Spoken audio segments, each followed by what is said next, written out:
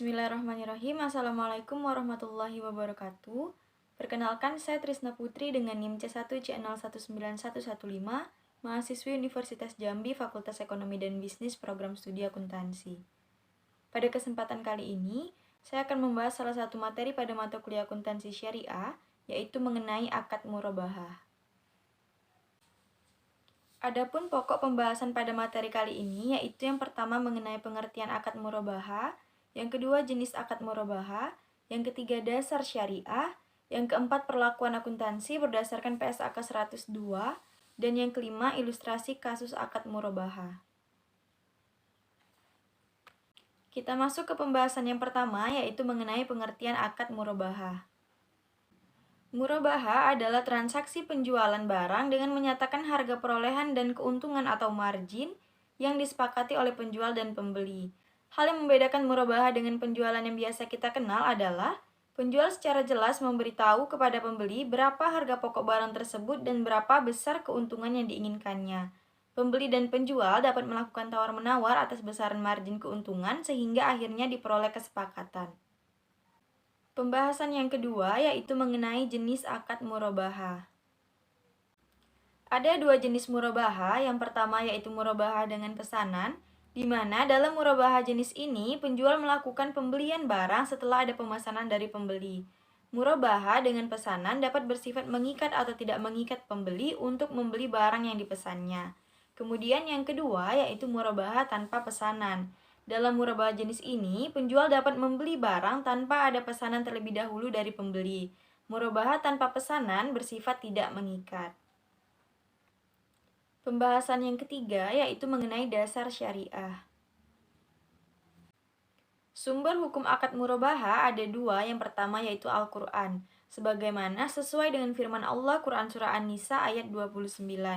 Dan yang kedua yaitu sunnah, sesuai dengan hadis riwayat Al-Baihaqi, Ibnu Majah, dan Sahih menurut Ibnu Hibban, yang dapat teman-teman lihat pada slide yang saya tampilkan. Rukun dan ketentuan akad murabahah. Yang pertama, pelaku. Pelaku harus cakap hukum dan juga baligh. Yang kedua, objek jual beli harus memenuhi persyaratan, di antaranya barang yang diperjualbelikan adalah barang halal. Barang yang diperjualbelikan harus dapat diambil manfaatnya atau memiliki nilai dan bukan merupakan barang-barang yang dilarang untuk diperjualbelikan. Barang tersebut dimiliki oleh penjual. Barang tersebut dapat diserahkan tanpa tergantung pada kejadian tertentu di masa depan. Barang tersebut harus diketahui secara spesifik dan dapat diidentifikasikan oleh pembeli sehingga tidak ada gharar atau ketidakpastian. Barang tersebut dapat diketahui kuantitas dan kualitasnya dengan jelas sehingga tidak ada gharar. Harga barang tersebut harus jelas. Dan yang terakhir, barang yang diakadkan ada di tangan penjual. Kemudian poin yang ketiga yaitu ijab kabul, di mana ijab kabul ini merupakan pernyataan dan ekspresi saling rela di antara pihak-pihak pelaku akad yang dilakukan secara verbal, tertulis, melalui korespondensi atau menggunakan cara-cara komunikasi yang modern. Pembahasan yang keempat yaitu mengenai perlakuan akuntansi berdasarkan PSAK 102. Akuntansi untuk penjual. Yang pertama yaitu mengenai pengakuan aset murabahah. Yang kedua, mengenai penurunan nilai aset murabahah. Yang ketiga, mengenai diskon pada saat pembelian aset murabahah. Yang keempat, kewajiban penjual kepada pembeli atas pengembalian diskon. Yang kelima, penjualan aset murabahah, di mana aset murabahah ini dapat dijual secara tunai dan secara tangguh dengan tidak melebihi satu periode laporan keuangan atau 1 tahun.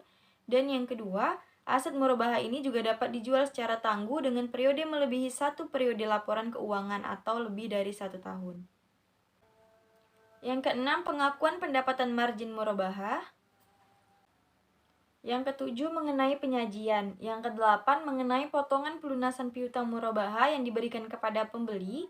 Yang kesembilan, mengenai denda yang dikenakan apabila pembeli lalai dalam melakukan kewajibannya sesuai dengan akad dan denda yang diterima diakui sebagai bagian dari dana kebijakan.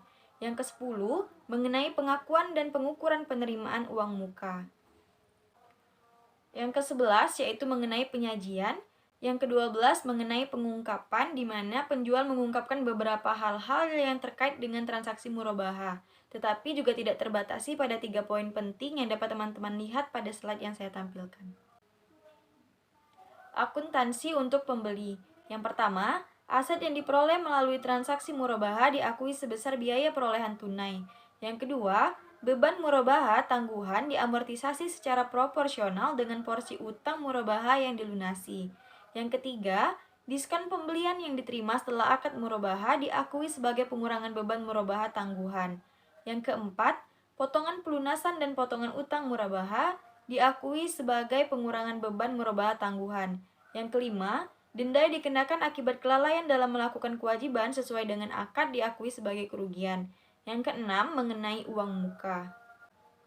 Yang ketujuh, apabila pembeli membatalkan transaksi dan dikenakan biaya, maka diakui sebagai kerugian. Yang kedelapan, mengenai penyajian. Dan yang kesembilan, mengenai pengungkapan. Pembahasan yang kelima yaitu mengenai ilustrasi kasus akad murabahah. Contoh kasus yang saya ambil di sini yaitu mengenai penjualan tunai atau penjualan tangguh kurang dari 1 tahun. Aset murabahah yang diperoleh dengan harga 10 juta rupiah disepakati untuk dijual secara tunai atau dibayar tangguh senilai 12 juta rupiah dengan pembayaran 12 kali. Sehingga jurnal yang akan dibuat oleh penjual adalah kas atau piutang murabahah sebesar 12 juta di debit, aset murabahah dikredit sebesar 10 juta rupiah. Karena di sini dijual melebihi harga perolehannya sebesar 2 juta rupiah, maka akan kita jurnal pendapatan margin murabahah dikredit sebesar 2 juta rupiah. Baiklah, sekian pemaparan materi mengenai akad murabahah yang dapat saya sampaikan. Apabila terdapat kesalahan atas ucapan ataupun perbuatan, saya mohon maaf. Kepada Allah saya mohon ampun. Saya akhiri. Wassalamualaikum warahmatullahi wabarakatuh.